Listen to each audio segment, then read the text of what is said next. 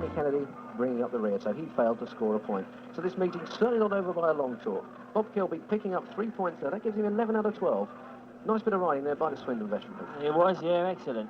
Like we were saying earlier before we started, Kilby made the offer 1 there and Collins is on 4. Collins just didn't have that quite edge on like the others have had to come right across the 3 of them, and he sort of got pushed out towards the fence there and never recuperated really to come back. He got by Kennedy, but he couldn't get in contention with Schwartz or Kilby, you know, showing really grace and style there, especially coming around the bend nearest to us here. Really very, very well, tucking inside on the white line there and riding it extremely well. Nice to see it. I seem to remember him down here, I think it was probably last year in the World Championship. He started off the same way. I think his first 2 or 3 rides were magic. And then after that, nothing. Yeah, that is Bobby. As I said earlier, he gets the old adrenaline in his bonds that he doesn't want to really go to town as early as he did in the earlier races, and he seems to throw it all away, you know, and it's a shame because he's got it there, as you see in that race then. I mean, leading boys like Schwartz and Peter Collins, who we saw in his previous race do so well, you know, it goes to show that, well, Kilby could be, well, the way he's riding now, could be in contention with a world final just as easy as anyone else. But Kennedy, of course, tailed off at the back there.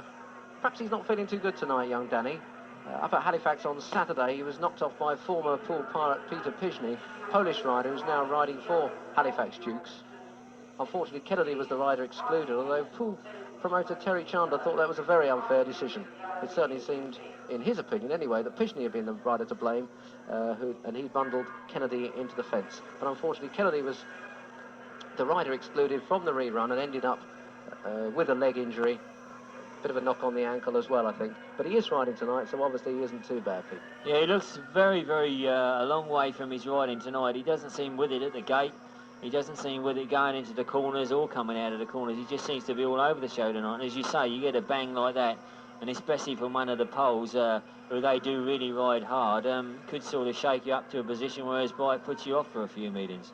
But let's hope not, for Poole's sake, so they can get back on the winning trail again. Kennedy had 1 or 2 problems this season. He had a bout of flu not so long ago, didn't he? But he didn't seem to ride too badly while that was on. No, maybe he wants to get the flu again and he go well again. Well, some sort of bug keeps it going anyway. Heat 15.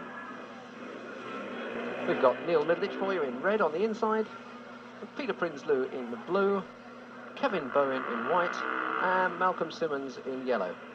So it's all 4 Poole riders in this one, so it'll be quite a domestic scrap here to see who comes out on top. Malcolm Simmons, we just hope he's got his engine sorted out. Had a bit of an unhappy evening. Obviously he would have been right in the running for the gold medal for first place if things had gone his way. Led in one race when his engine petered out. Was leading in another race when obviously things weren't quite right beneath him. And finished second there. Just beaten by Jan Anderson, and in fact Simo's problems have got the better of him. He seems to have pulled out of the meeting. We've just noticed that Martin Yates has come round, the Poole rider based at Salisbury. So Simmons obviously hasn't been able to get his engine sorted out, and he is out of this race, and I would think probably out of the meeting as well. So no chance for Super Simo to win a medal tonight, I'm afraid. And Martin Yates comes in for his first ride. Yates been with Poole since 1972, although this season he's only their number 8. And in fact, he's been riding in the National League for Weymouth this season.